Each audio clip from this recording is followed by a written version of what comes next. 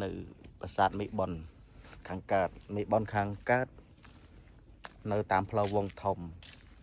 មេបុនខាងលិចនៅក្នុងប្រអាយទឹកថ្លាប្រអាយខាងលិច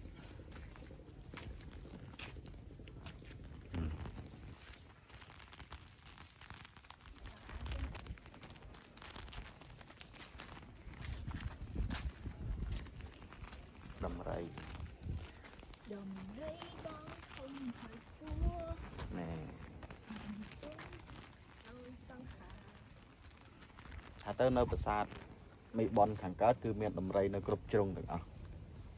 ទាំងជាន់ទី1ហើយនិងជាន់ទី2គឺមានដំរីនេះដំរីនៅជាន់ទី1នោះដំរីនៅជាន់ទី2នេះអូដំរីនៅជាន់ទី2តែស្លែងនៅប្រាសាទនេះគឺមានផ្លូវរំដោះទឹកគ្រប់ជ្រុងនៃប្រាសាទផ្លូវកើតជើងត្បូងមានទាំងអស់ផ្លូវរំដោះទឹកចេញពីតួប្រាសាទមកដូចលូអញ្ចឹងណាផ្លូវរំដោះទឹកហូរចេញទៅក្រៅ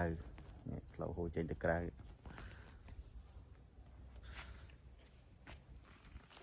នៅ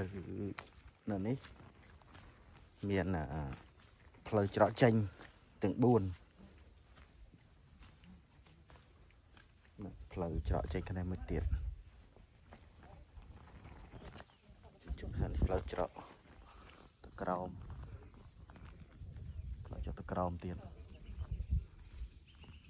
នេះឡើងទៅខាងប្រាសាទ